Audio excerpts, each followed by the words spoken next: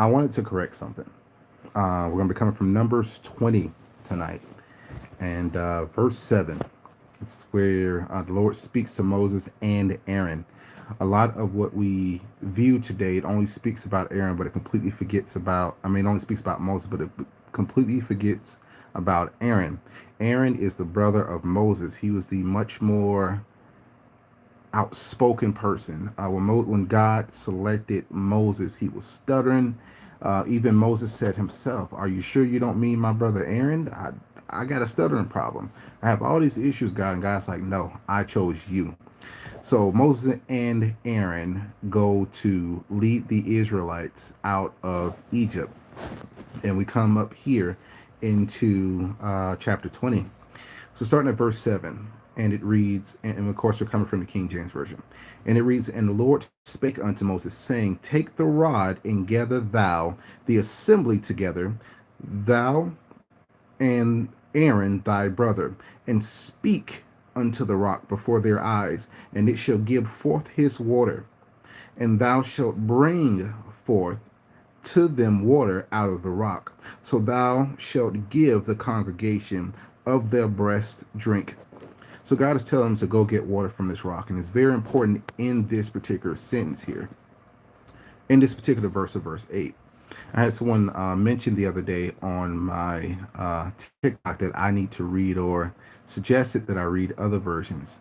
And I'm assuming that person doesn't know that I have read the other versions. Nothing speaks to your spirit or gets you closer to God than going back and reading the actual word. And the King James Version does just that. And it's so filled with so much more knowledge than what you would get out of the New Living Translation.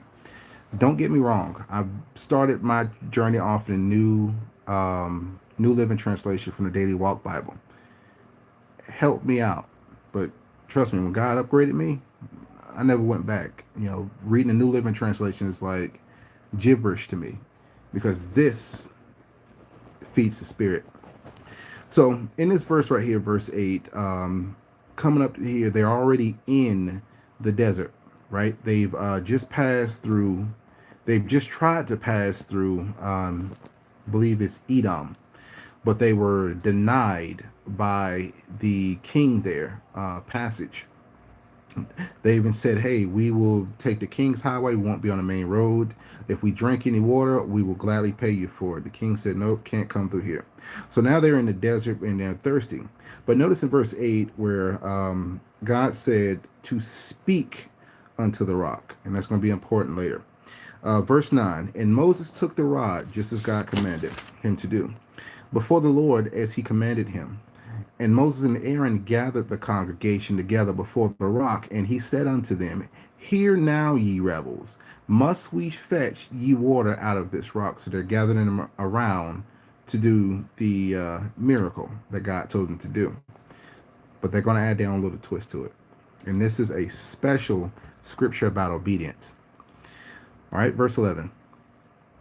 "And Moses lifted up his hands, and with his rod he smote the rock." This means to hit or to strike the rock twice. "And the water came out abundantly, and the congregation drank in their breast also." So chest. "And the Lord spake unto Moses and Aaron, Because ye believed me not to sanctify me in the eyes of the children of Israel, therefore ye shall not bring this congregation into the land which I have given them." So what did they decide to do? Remember, they smote the rock. So they struck it twice. In verse 8, what did God tell them to do? Speak to the rock. So Moses and Aaron were disobedient unto the Lord thy God. Why was Aaron included in that? Because he got the commandment as well.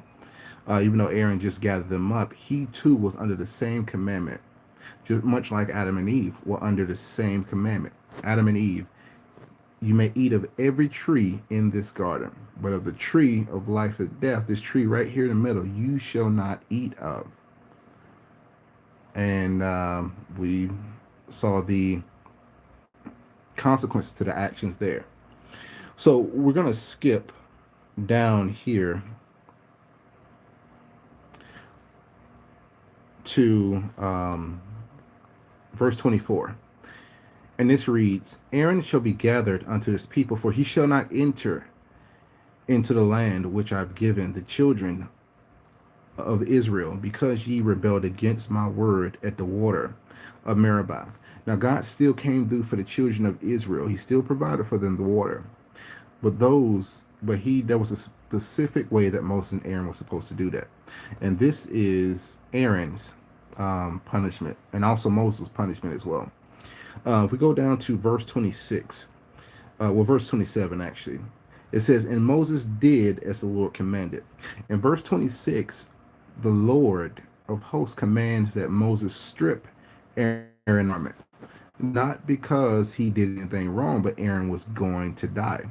And what he did in verse 27, it says, And Moses stripped Aaron of his garments and put them upon Eleazar, his son, and Aaron died. So when his brother died, he gave his garments to his brother Eleazar. Now Eleazar was chosen outside of Moses and Aaron to then lead the children of Israel into the promised land.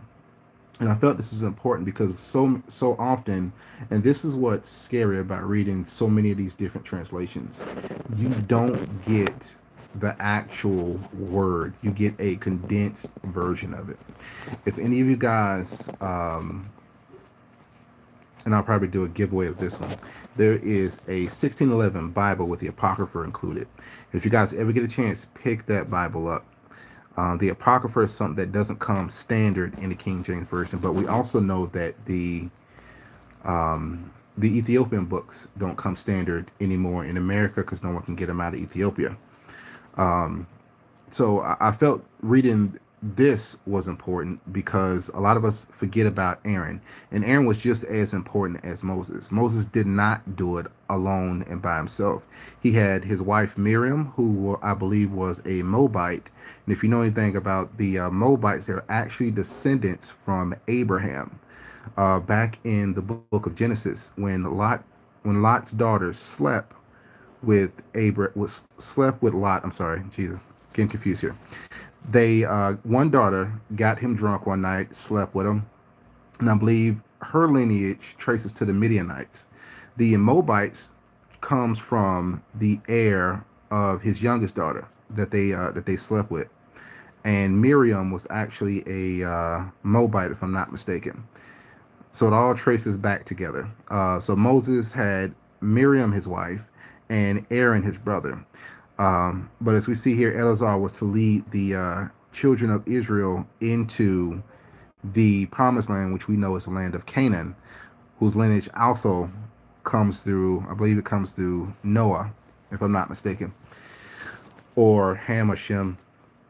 I'll have to do a video on that once I get researching done. But I want to come on here real quickly, give you guys that quick correction, because I know in the past I've read from the New Living Translation, and it only talks about Aaron. We'll get a bit deeper into it, but I want to come and give you guys that bit of spiritual knowledge.